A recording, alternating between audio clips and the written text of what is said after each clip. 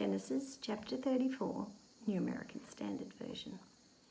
Now Dinah, the daughter of Leah, whom she had borne to Jacob, went out to visit the daughters of the land. When Shechem, the son of Hamor the Hivite, the prince of the land, saw her, he took her and lay with her. But he was deeply attracted to Dinah, the daughter of Jacob, and he loved the girl and spoke tenderly to her. So Shechem spoke to his father Hamor, saying, "Get me this young woman as a wife." Now Jacob heard that he had defiled his daughter Dinah, but his sons were with his livestock in the field. So Jacob said nothing until they came in.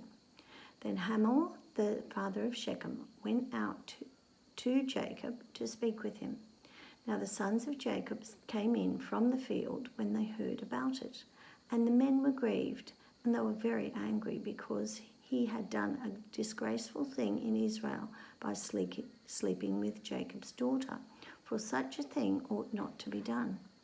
But Hamor spoke to them, saying, "The soul of my son Shechem longs for your daughter. Please give her to him in marriage and intermarry with us. Give your daughters to us and take our daughters for yourselves. So you will live with us, and the land shall be open to you. Live and trade in it and acquire property in it." Shechem also said to her father and to her brothers, "Let me find favor in your sight, and I will give you whatever you tell me. Demand of me ever so much bridal payment and the gift, and I will give whatever you tell me. But give me the girl in marriage." But Jacob's sons answered Shechem and his father Hamor with deceit, because he had defiled their sister Dinah. They said to him, "We cannot do this thing, that is, give our daughter to a man who is uncircumcised, for that would be a disgrace to us. Only on this condition will we consent to you, if you will become like us in that every male of you will be circumcised. Then we will give our daughters to you, and we will take your daughters for ourselves, and we will live with you and become one people. But if you do not listen to us to be circumcised, then we will take our daughter and go." Now those words seemed reasonable to Hamor and Shechem, Hamor's son. The young man did not delay to do this because he was delighted with Jacob's daughter. Now he was more respected than all the household of his father. So Hamor and his son Shechem came to the gate of the city and spoke to the people of their city, saying, "These men are friendly to us. Therefore, let them live in the land and trade in it. For behold, the land is large enough for them. We will take their daughters in marriage and give our daughters to them.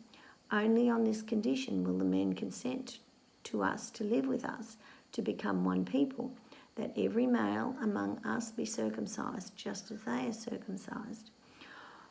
Will their livestock and their property and all their animals not be ours?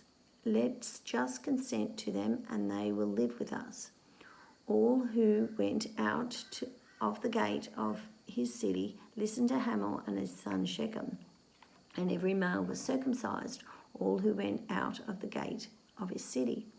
Now it came about on the third day, when they were in pain, that two of Jacob's sons, Simeon and Levi, Dinah's brothers, each took his sword and came upon the city undetected and killed every male.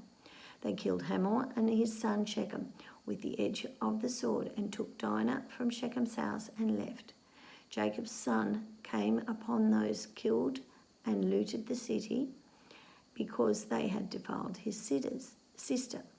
They took their flocks, their herds, and their donkeys, and that which was in the city, that which was in the field, and they captured and looted all the wealth, and all the little ones and their wives, even everything that was in the houses. Then Jacob said to Simeon and Levi, "You have brought trouble on me by making me repulsive among the inhabitants of the land, among the Canaanites and the Perizzites. Since my men are few in numbers, they will band together against me and attack me, and I will be destroyed, and my household." But they said, "Should he treat our sister like a prostitute?"